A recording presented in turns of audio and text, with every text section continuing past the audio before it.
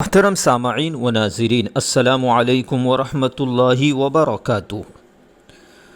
لوک وکاس سماجک سنستھا مہاڑ 2016 ہی سے مہاڑ مہا اتسو کا انعقاد عمل میں لا رہی ہے۔ اس کی شروعات تعلقہ مہاڑ کے ایک زندہ دل کانگریسی سیاسی رہنما اور سابق MLA مانک راؤ جگتاپ صاحب نے کیا تھا، لیکن اب وہ اس وقت دنیا میں نہیں رہے۔ 2021 کے کووڈ لہر میں ان کی وفات ہو گئی تھی۔ موجودہ وقت میں اس مہا اتسو کے سلسلے کو ان کے ہی پریوار کے کچھ خاص افراد، جس میں ان کے بھائی نانا راؤ جگتاپ اور بیٹی اسنیل تائی جگتاپ کے علاوہ دیگر رشتہ دار جاری رکھے ہوئے ہیں۔ سابقہ روایات کو برقرار رکھتے ہوئے پورے اہتمام کے ساتھ سال رواں بھی مہا اتسو کا انعقاد عمل میں آیا ہے۔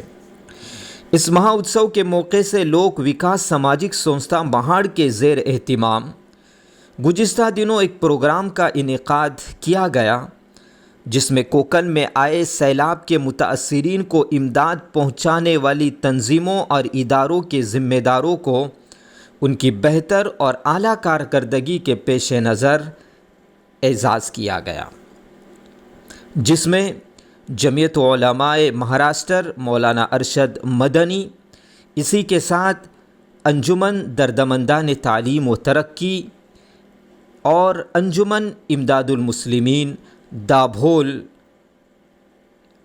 ان تنظیموں کو اعزاز سے سرفراز کیا گیا۔ انجمن امداد المسلمین دابھول، جمعیت علماء مہاراشٹر، انجمن دردمندان تعلیم و ترقی کو سیلاب کے وقت ان کی عمدہ کارکردگی اور اعلیٰ عوامی اور سماجی خدمات کی وجہ سے انہیں اعزاز کے لیے منتخب کیا گیا۔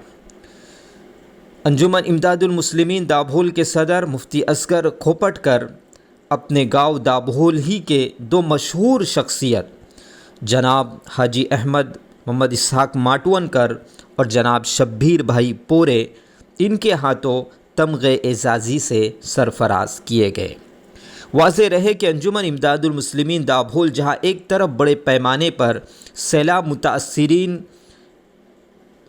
کی مدد کی گئی تھی، وہیں دوسری طرف دیگر بڑی تنظیموں کے ساتھ مل کر پورے تعلقے میں تباہ ہوئے مکانات کی تعمیر نو اور درستگی کام بھی بڑے زوروں میں کیا تھا۔